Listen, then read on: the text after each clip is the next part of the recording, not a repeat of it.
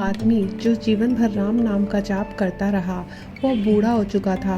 बूढ़ा ही नहीं बल्कि इतना कमज़ोर भी हो चुका था कि वह अपनी जगह से बिना किसी सहारे के हिल भी नहीं पाता था।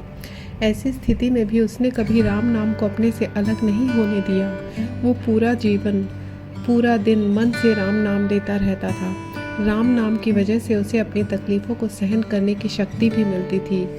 बूढ़े हो चुके इस आदमी के 2 बेटे थे जो उसे नित्य कर्म करने में मदद करते थे।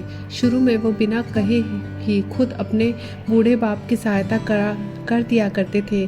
फिर धीरे धीरे जब बाप खुद बुलाता तब आते, लेकिन जैसे वक्त बीतता गया वो 3-4 बार पुकारने के बाद भी मुश्किल से आते थे और कभी कभी रात को ना भी आते।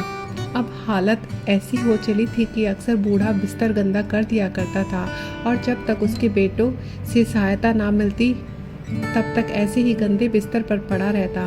बुढ़ापा बढ़ता ही जा रहा था, उसकी नज़रें कमज़ोर हो चुकी थी। इतनी बदहाली में भी उस आदमी ने राम नाम का साथ नहीं छोड़ा। एक बार बूढ़े को नित्यक्रम करना था।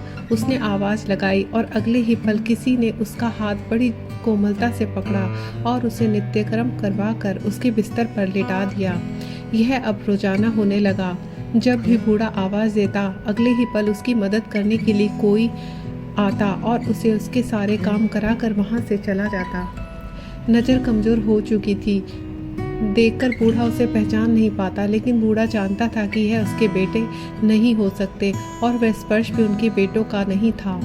एक दिन जब बूढ़े आदमी ने अपने नित्य क्रिया करने के लिए अपने बेटों से मदद मांगी तब अगले ही पल उसे फिर से वही मुलायम वाला स्पर्श महसूस हुआ। सारा काम खत्म करने के बाद बूढ़े आदमी ने उस व्यक्ति का हाथ पकड़ लिया और उससे पूछा, सच सच बताओ, आखिर तुम कौन हो? तुम मेरे बेटे तो हो ही नहीं सकते।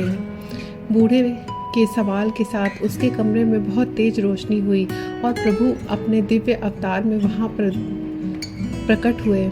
किसी भी वस्तु को बड़ी मुश्किल से देख पाता था, वही बूढ़ा भगवान के दिव्य रूप को स्पष्ट रूप से देखने में समर्थ हो गया। जिस भगवान का नाम वह पूरा जीवन लेता रहा, उसे अपने पास पाकर बूढ़ा उनके चरणों में गिर पड़ा और बोला, भगवान, मैं धन्य हो गया जो आपने मुझे साक्षात दर्शन दिए। लेकिन भगवान, मैं बहुत शर्मिंदा हूँ क्योंकि मैंने आपसे मेरे नित्यक्रम करवाए। भगवान ने कहा, मेरे लिए सारे काम एक जैसे हैं। अगर वह काम मुझे अपने भक्तों के लिए करना पड़े तो मुझे सभी कामों में खुशी मिलती है।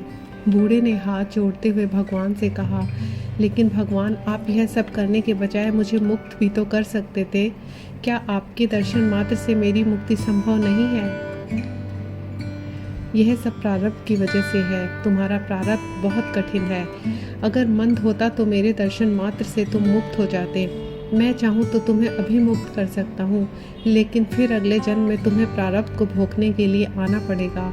इसलिए मैं तुम्हें खुद तुम्हारा प्रारब्ध काट कर मुक्त करवाने के लिए सहायता कर रहा हूँ। भगवान ने कहा। इतना बोलकर भगवान वहाँ से अंतर्ध्यान हो गए।